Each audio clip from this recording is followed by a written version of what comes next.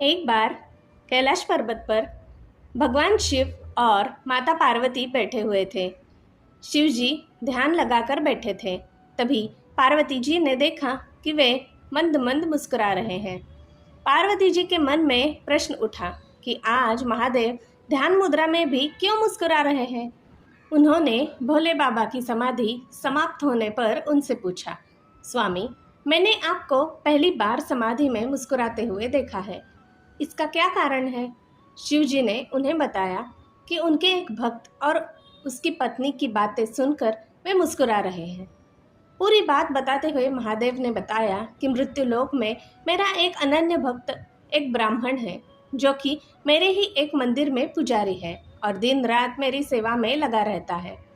वह इसी मंदिर के पीछे छोटी सी कुटिया में अपनी पत्नी के साथ रहता है। उसकी पत्नी चाहती है कि उसके पास उसका खुद का घर हो और धन दौलत हो, जिससे वह सुख से अपना जीवन बिता सके। परंतु पुजारी केवल मंदिर के चढ़ावे पर निर्भर है और मंदिर में आने वाली दान दक्षिणा से बड़ी मुश्किल से घर का खर्चा ही चल पाता है। घर और अन्य सुख सुविधा कहाँ से आएंगी, पर वह दिन रात मेरे से अपनी पत्नी का सपना पूरा करने का अनुग्रह करता रहता है। आज उसकी पत्नी ने उससे ऐसी बात कही जिसे सुनकर मैं मुस्कुराए बगैर नहीं रुक सका। पार्वती जी ने पूछा, ऐसा क्या कहा उसकी पत्नी ने जो आपका ध्यान भंग हो गया। शिव जी ने बताया, उसकी पत्नी ने आज उसे ताना मारते हुए कहा कि जिन भोले शंकर की तुम दिन रात सेवा करते हो और उनसे मेरे लिए घर मांगते हो, उनके पास तो खुद का घर नहीं है। वे तो खुद कैलाश पर्वत पर रहते हैं, तुम्हें कहाँ से घर देंगे। बस यही बात सुनकर मैं मुस्कुरा रहा था।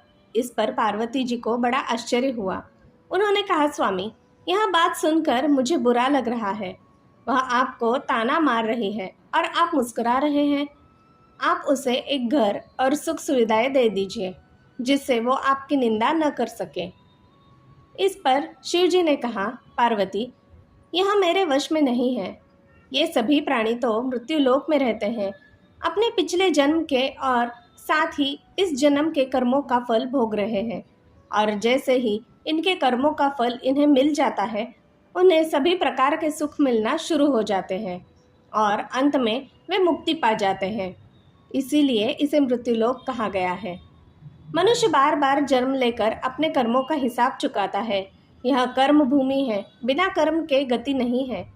आगे शिव जी ने कहा, यह ब्राह्मण पिछले जन्म में एक साहूकार था, जो कि लोगों की जमीन, उनके जेवर, पशु आदि गिरवी रखकर उन्हें पैसे देता था और उनकी जमीन हड़प लेता था, और जो दूसरों के जेवर और ब्याज पे पैसा मिलता था, उसका उपयोग वह उसकी पत्नी भी किया करती थी। इसी कारण आज इस जन्म में इसे घर नहीं मिल सकता और इसकी पत्नी जिसने उन वस्तुओं का उपयोग किया, वह भी इसके साथ यह कर्मफल भोग रही है।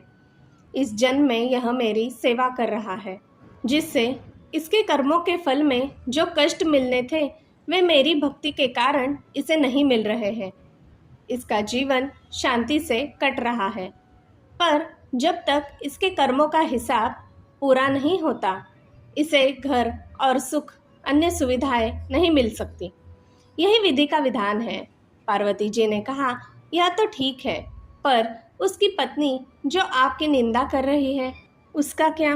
तब शिव जी ने कहा, संसार में जैसे जैसे कलयुग का समय निकट आता जाता है, मनुष्य भगवान की भक्ति करने के स्थान पर उनकी निंदा करने लगेगा। यह सृष्टि के आरंभ में ही लिखा जा चुका है।